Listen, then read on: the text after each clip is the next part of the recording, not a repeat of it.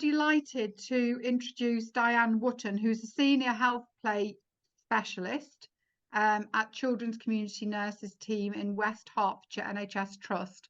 And I'm really looking forward to this session personally. I think it was Rachel who mentioned the role of play therapy in sort of managing, dressing changes. And I know that you're really experiencing this, Dianne. So over to you. Thank you very much. Lovely, thank you. So if I just kind of give you a bit of a background into what I'm hoping to share with you this afternoon. And so I'm hoping to share with you why I am so passionate about play, what I find many patients and parents are trying to tell us and sometimes can't find the words for, how play can promote communication and subsequently improve patient outcomes.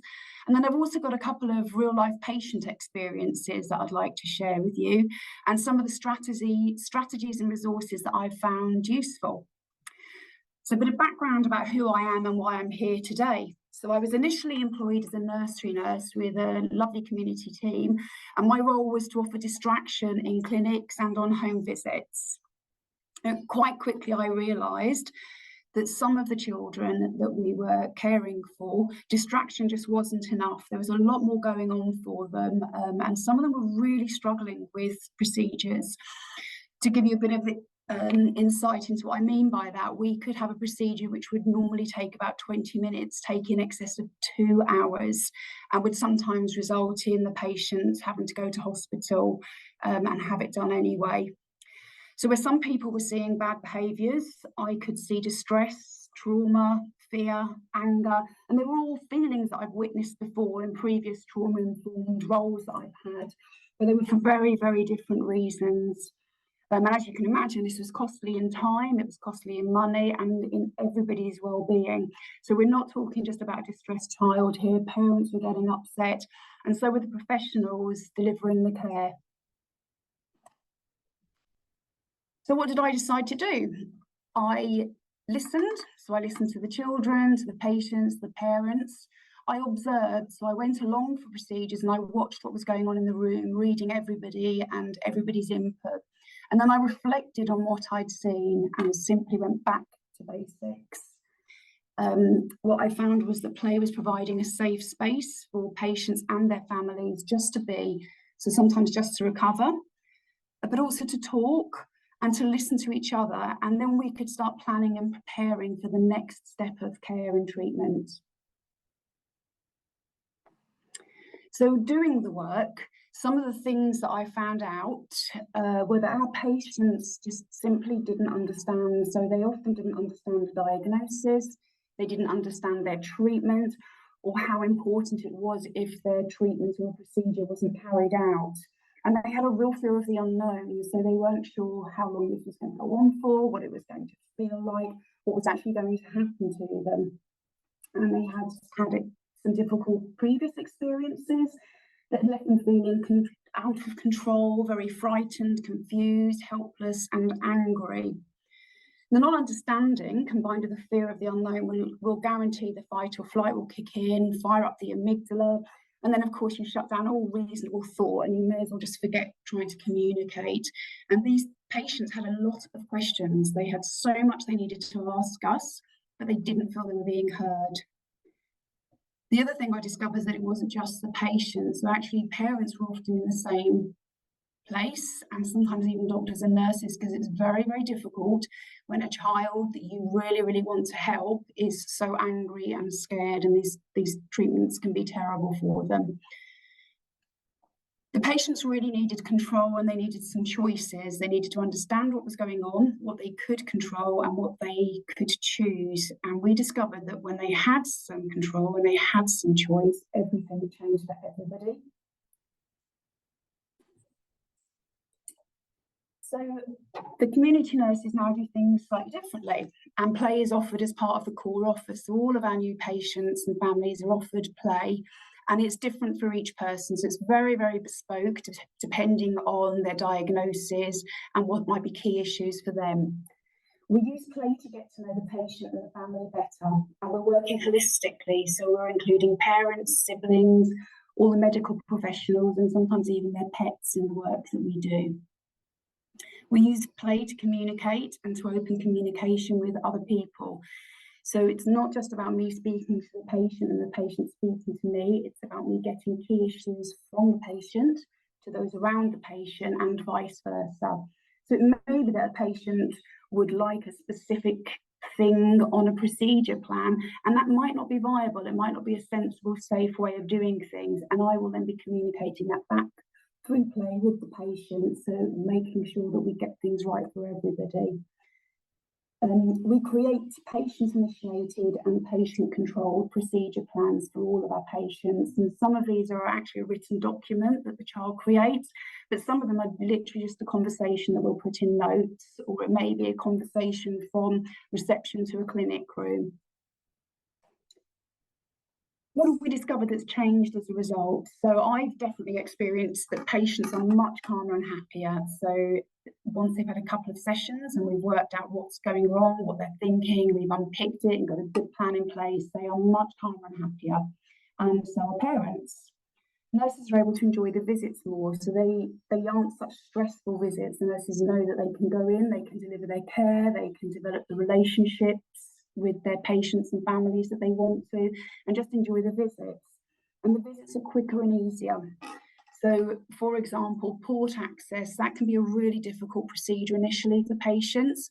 And instead of taking 2 hours, we're back to quite a realistic 15, 20 minutes, plus some nice conversation time.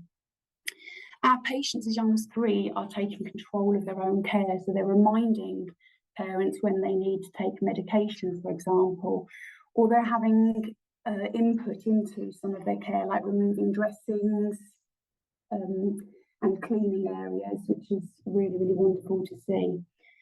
Patients look forward to the nurses visiting, and we've seen a real reduction in anxious telephone calls. So I don't spend nearly as long with parents now talking through the anxiety around different procedures. So play in healthcare, what does it actually look like? What do I actually do? And how is it different to generalised play?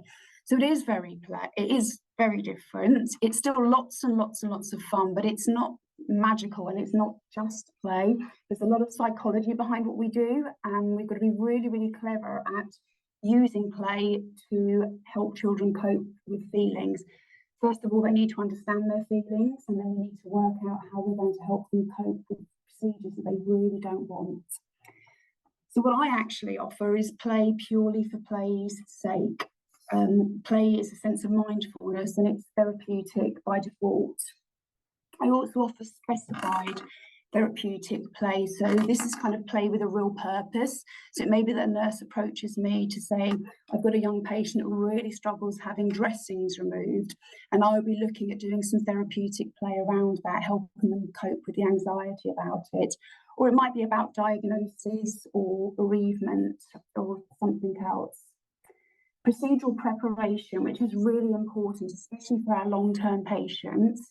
We create procedure plans, which I've touched on lightly already. These plans are sometimes a written document. So if it was for wound care or if it was for port access, I would be creating a written document with the patient, and it would be over a couple of sessions. We'd be using lots of role play things and really talking through what were key issues for this young patient. They then decorate it, we laminate it, and that would go into their medical box. Some of them then bring them to the hospital as well. Quite often what we find when we've completed the procedure plans, the children don't need them anymore, because the act of just creating the plan and being listened to and working out for themselves what they're thinking and feeling, that actually can reduce their anxiety enough for them to just totally trust the nurses. So I also offer distraction. So this is what I think lots of people think play specialists and therapists do, that we just distract, but there's a lot more to the role, and distraction does form a key part of what we do. Post-procedural play, and this is really, really useful if procedure has been particularly difficult for a patient. It allows them time to recover. It allows them time to reflect and to plan for the next procedure. We offer family and sibling play and support. So we look at Bronfenbrenner's ecological systems theory. He talks a lot about the patient being pivotal, at the centre, and the impact of the patient on those around and vice versa. So it's really important for me to make sure that everybody in the family and everybody working with the child is on the same page and that everybody's needs are met. And we also do memory making, and it's not just for our palliative patients. We want every single child's medical experience to have nice memories. We don't want them looking back on a time where nurses had to come in every day, do a dressing, and it was just awfully stressful. We want some of that to be nice times they've experienced with the nurses, and perhaps the play specialists have come, or been able to arrange nice treats for them. So I've just listed some of the coping strategies, which you probably are aware of already, but these are all really useful things for me, because I wasn't aware of any of these things when I started the job. So the Appeal liquid or wipes, this is really good for me because it gives me a coping strategy that I can talk to a patient about. If they're struggling having a dressing removed, I can say, are you aware that we have this and there is a choice? I put here about exploring the actual fear. The reason I put this up is because we often assume that we know what a child does or doesn't like and why, and sometimes it's not what we think. So, for example, with blood tests, not all children are scared of the needle or of pain. It's sometimes something else. Sometimes it's the tourniquet or being held. So I always spend a bit of time exploring the fear, allowing the child to explain in their own words what they're thinking and feeling, and then we can look at resolving that. Numbing cream and cold spray. I work a lot with parents around making sure that they use this properly. And again, children use this, they pop it into their procedure plans with me. So it's really useful. Again, it gives them some more control and some more choice. Breathing. I do a lot of breathing work with patients. Breathing is really good to calm patients before a procedure, and also to keep a patient calm throughout a procedure. Sometimes good breathing techniques is all a patient needs to get through a procedure. Clothes. I talk to patients about dressing well for their procedures. So making sure that it's easy for a nurse to access wherever they need to, and that they're comfortable in the clothes, and it just maintains dignity for them as well.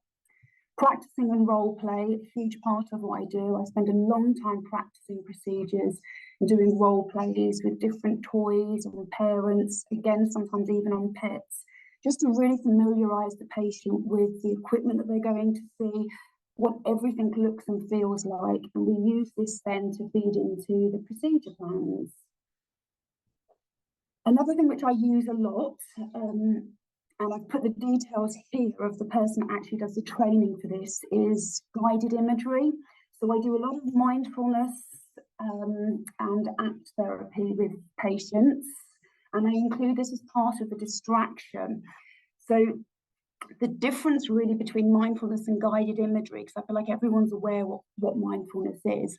Guided imagery is sort of similar, but the patient is in control. So instead of us doing a guided meditation and telling the patient where they are and what they're doing and how much they're loving it, they're actually telling us. And this has been really, really life-changing for me. It's completely portable. It's something I can do in just about any situation. I just need a child that wants to tell me something exciting they enjoy, and that's pretty much it. So that one works really, really well for me. So going back to distraction, and the reason I popped this particular slide in, distraction tool or trick, is because one of the things I discovered very early on was that some patients actually see distraction as a trick. And I had patients say things to me like, look, I know you're just tricking me, so I won't know what the nurses are going to do. And for me, it was really, really important that I explain to the patients that it really isn't a trick, that we are trying to teach you a tool, a portable tool that you can use in any situation if you feel anxious. It's really important they do know what is going on and what's going to happen to them, and that they buy into the distraction themselves, that they want to do this. A distraction is only ever going to be effective if the patient has chosen it, if the patient finds it enjoyable, and if they are in control of it. And it's going to be different every single time. Some of our patients chop and change. So we've got regular patients that come in for blood tests, and one week they might want the iPad, another week they might just want to tell me about a holiday, they might want to do guided imagery. So we just have to change it up all the time. If patients are really, really super stressed and they are hypervigilant or they haven't bought into it, it just won't work. They will just keep trying to see what's going on and just not want the procedure to continue.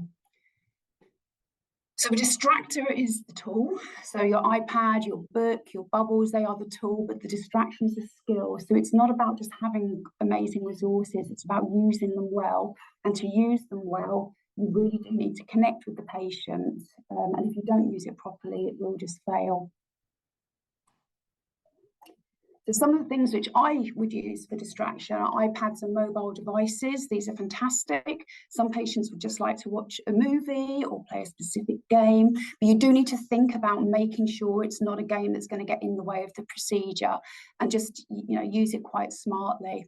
I use a lot of interactive books, so things like Where's Wally books, or books with touchy, feely things they press and make noises. And sometimes just simple things like playing I Spy in the room can be really, really useful. I also have lots of fidget toys, lots of squishy sensory toys. I bring bubbles, I bring lights. So I pack all of these distraction things into distraction bags, and I use them for different clinics. And I've always got an emergency one in my car in case somebody needs me at short notice. The guided imagery, which I've already mentioned, and again, I've put the gentleman's name on there who actually does the training, just purely because I couldn't possibly do it justice. It really is so good.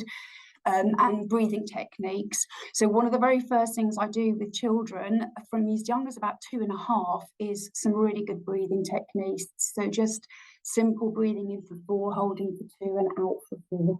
Breathing is brilliant for distraction.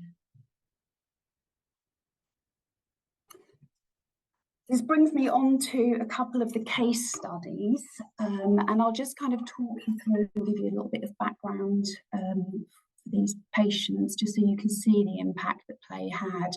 So the first one was a 5-year-old little girl who had chronic eczema. She was refusing application of any of her creams, so mum couldn't get the steroid cream on, and she couldn't even moisturise her. And her injections and blood tests were super traumatic. She used to just get so upset. We did lots of therapeutic and diagnostic play, and then we fed all of that into some really, really good procedure plans for everything, giving her as much control as we could. While I was working with her, some of the things that came out were how much she hated the sensation of the cream on her body. So we looked at ways that we could minimise how it didn't stay on the skin for so long, and that was really helpful for her. We looked at why she talked about being the only person that had this horrible skin, which was really, really sad for her. So doing some research into what eczema was and looking at how many people do have it worldwide was really powerful for her. She described her injections as feeling like someone was flicking big elastic bands against her skin, and said it made her feel really, really sick. So during the work, we were able to talk about ways that she could reduce the pain and some of the coping strategies for her to keep her anxiety under control. We also looked at things that could reduce the sickness, and some of them were just simple things like lime drinks, ginger biscuits, and she reported that all of these things were really, really helpful for her. The worst for her was her blood tests. She absolutely hated them. They said they were so painful, and she just felt very angry that sometimes they didn't even work. So we looked at the things that can make it difficult for a blood test to be successful, and things that she could take control of, things like drinking more, making sure she was warm, dressing appropriately, things she could take control of that would make the blood tests more likely to be successful in the first attempt. It was a lot of work, and I want to say it took maybe about a year in total to get her to a really good place, but she's now 8 years old, still on our caseload, taking responsibility for all of her own skincare, doing her injections herself, and her blood tests just a pleasure. You know, they don't even need me in the room anymore. So the next case study was a 7-year-old boy with a very deep wound on his leg. English was second language for the family, so it made things a little bit more tricky. And he's had a really difficult hospital experience. Mum was very, very anxious, and we did see that this really impacted his anxiety as well. Initially, Mum was quite resistant to play. I think she just didn't really understand the purpose and just saw it as just another appointment or visit. And she also didn't want any screens being used, so she was totally anti the iPad. It was really difficult to try and distract initially. He was just way too distressed and way too anxious. So we had to really break it down, and we worked at breaking his wound care down into simple steps that he could control and manage. And when we'd done one step, we could move on to the next one. And that was how we did his procedure plan. We did it literally step by step. I worked with Mum, and I encouraged her to keep nurturing, and I explained that was the most important thing. That's what he really was looking for her to do, for her to be calm and nurturing, and reassured her just to let the nurses do the rest. I told her I could do the distraction for her so that she could just be Mum, and the nurses would do all of the care.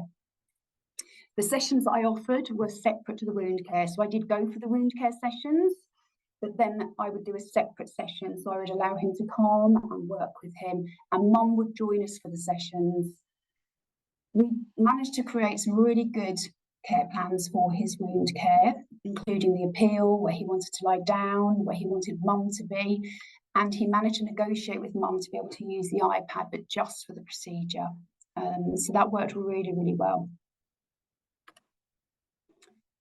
The third case study that I'm going to share with you is an oncology patient who also has an ASD diagnosis, and the family were new to the country with quite a limited support network. Poor access to medication were really, really difficult for the patient and family, and this was a classic case where it was taking over 2 hours, and sometimes he would have to go to hospital as well. Both of the hospitals also reported that they were struggling, so we worked together and shared the work that we were doing with each other, which was very helpful. There were lots of concerns initially about how his treatment was going to be managed and completed.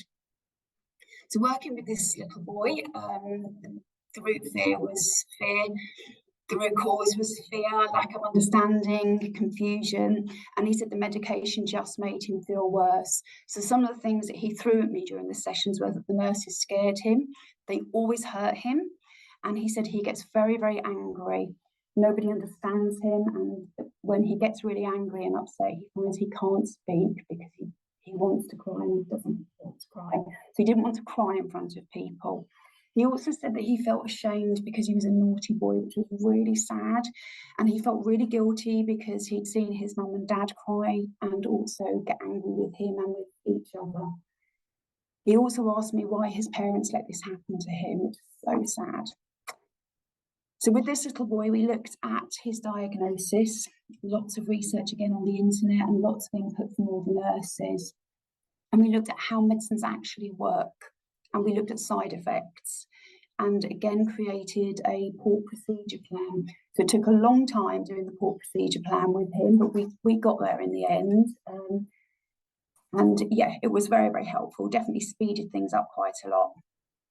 Parents talked about being quite overwhelmed with all of the appointments as well, and felt they were being judged as bad parents. And they asked me if they would ever be happy again, which was really sad to hear. Mum and Dad were wonderful, and they joined in with every single session, and they supported the plan which was created by his whole family. So things changed slightly for this little boy because the port was then changed for a Hickman line, but that's really, really smooth. And we are now halfway through his treatment. Family are enjoying their life again. They message me constantly to tell me how much fun they're having. And the Eid celebrations this year coincided with his 1-year anniversary. So they had a lovely big family for that. A lovely big party with the whole family for that. So for me, the next steps and why I'm so passionate about promoting play everywhere, I want to promote it across as many services as possible because I know how much it helps patients cope with their treatments and procedure. It reduces anxiety and trauma. And there are huge fiscal impacts for the NHS as well. It reduces long visits, repeat visits and failed appointments. Having a skilled health play specialist can make it much easier for medical professionals to access and care for their patients, and this reduces traumatic procedures and the impact this will have on your well-being and job satisfaction. So I'm just going to leave these up on the screen. I'm not going to read them word for word, but just give a couple of minutes before kind of moving on. This is just some of the feedback from patients about the support they've had from the community nursing team.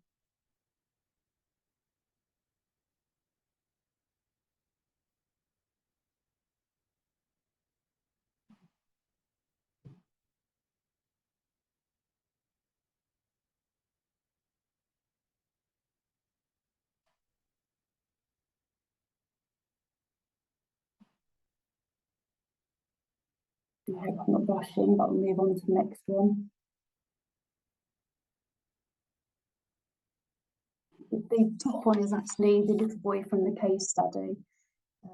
So although we didn't actually need to do a new plan for his life, it helped him.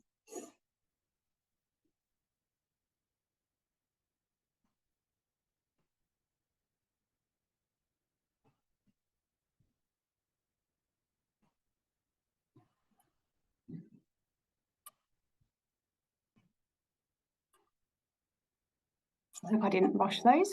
And just in case you need any more proof, so following a review of 138 pieces of research, Starlight concluded the following. Play helps children have a more positive experience in hospital.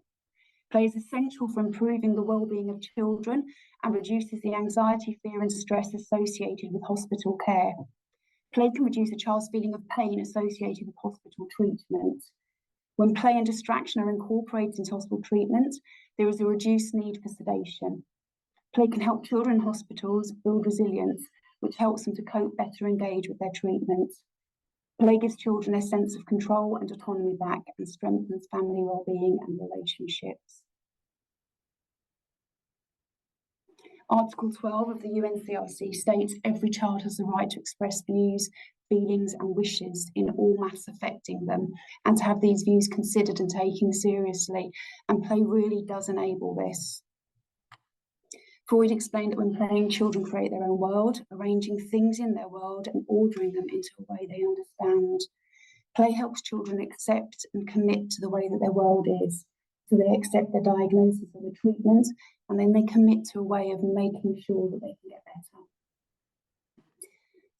This last paragraph here, this was something that I discovered when I was actually doing my degree. I carried out a random analysis of the children's community nurses' oncology caseload, and it demonstrated that 100% of patients who had created a procedure plan for line care or Portax experienced straightforward procedures, compared to those who had not had the chance to create a plan. And of these, 50% needed long-term support and interventions from play and psychology teams. So we don't make that mistake anymore. Every single oncology patient has the opportunity to create one of those plans. Just a few references. And I've popped on the screen my contact details, just in case anybody wants to contact me after today. I'm always happy to talk about play and what I do, and to take, advice from other people as well. So thank you. Thanks, Dianne. I mean, you need to take an opportunity just to have a look in the chat when we finish this session, because there's some amazing, really positive comments. A question really, it looks like it's not equitable having a specialist like you within children's services. What would be your advice in how someone can put a case forward for developing a role like this? Or if anyone is on a call here today that is interested in taking on a role like yours, how do they go about it? So I think it's about evidencing. So I think for me, I mean, I was lucky because when I came into my role, they had a position for a nursery nurse to do distraction, but very quickly agreed when I was pointing out some of the extra things we could do, because nothing really changed. My hours are the same, it's just the approach. So I was lucky. So I think for people, if they think, this would be really, really useful, they could always contact me for some case studies, which I could give and some input, or just present cases where it's been really difficult to access the care with children. That's the key thing, isn't it? Having evidence when you need different staff. And with regards to actually becoming a play specialist, it's a degree that you can do at Leeds University or the University of West London. It's 2 years. It can be done on the apprenticeship scheme. So again, from a financial perspective, that's really worth noting, because obviously the degree is paid, and I believe at least a contribution to the salary. So people could get apprentices for 2 years, then they will have evidence of the impact that that apprentice has had, and hopefully then be able to offer a permanent position. Is that helpful?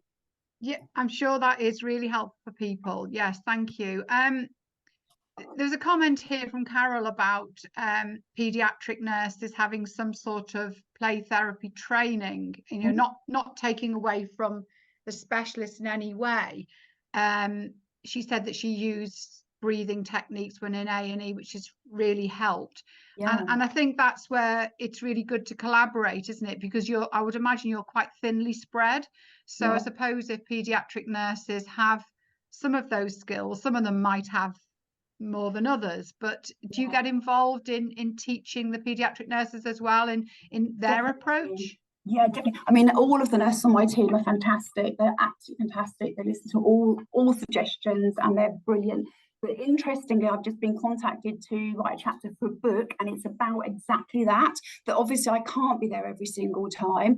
And it's really important for the nurses to develop this lovely playful relationship. And it's about how we've managed to do that on our team. Because we have managed it really well. I also am starting training in some of our special needs schools with teaching assistants and the school nurses about doing the role play, because they've obviously got a whole school of children that need lots and lots of regular medical interventions, and I can't possibly service them all. So I'm doing some workshops with the staff in the schools. So yeah, so if you can get access to a health play specialist that could do some training, definitely it's excellent. And the guided imagery, again, I know I've said it a few times, but that's a really wonderful skill. If people want to look into that, it's a really good skill. So I'm interested because there's a comment here about some of these approaches about being transferable to adult care. I would imagine some of them definitely would be, particularly that sort of, would it be the guided imagery? I know things like the breathing. And obviously different types of distraction. I mean, you know, a lot of adults like using devices, you know, iPads and the like. Have you been involved in supporting, you know, other people to support adults at all? So I have actually, and I've had a teenage patient that's now gone into adult services and said he still uses all the same skills. And also I've got a friend who works in a nursing home, and I've shared a lot of strategies with her for elderly patients. There's a really good book written by a lady called Julia Whittaker called Play Across the Ages, which explores exactly that, how, you know, these things, just because a play specialist in hospital uses it with a 3-year-old, there's no reason why I couldn't use it with a 92-year-old. It's exactly the same thing, so absolutely. Well, might be, if you wouldn't mind, just afterwards, just pop in that name of that book into the chat. That would be great, because I'm sure there'd be, I certainly am interested, and I'm sure even though we've got, obviously it's a children's study day, there might be tissue viability nurses, for example, who work in adult settings as well. Now, somebody mentioned something, and I had to Google it, folks, while you were talking, something called a buzzy. Oh yeah, they're great. They're really good. Tell us about buzzies. So Buzzy is a little bumblebee thing, and they're really, really good for injections, really good. They don't work for everybody. So this is that same thing again, the child has to buy into it. But basically they put it on their leg and it kind of buzzes. My understanding is it changes the connection to the brain. So the brain's focusing on the buzzy sensation on the leg, and then they don't feel the injection. So for lots of our patients, they work really well. They can be quite expensive. In fact, I think they're about £40. Then you've got to buy these little wing things. The wing things you make cold as well, so that's really useful. So we've actually bought 2 for our team, and we allow families to try them. If they work, then they can purchase their own, but if they don't work, then they've not lost lots and lots of money. So yeah, so they are really good, but also a simple ice pack. So you know, the kind of ones you get for head bumps. I bought loads of gorgeous ones off of Amazon, like unicorns and all sorts of lovely things. Pop them in the freezer, get the child to put them on their leg or wherever they're having the injection.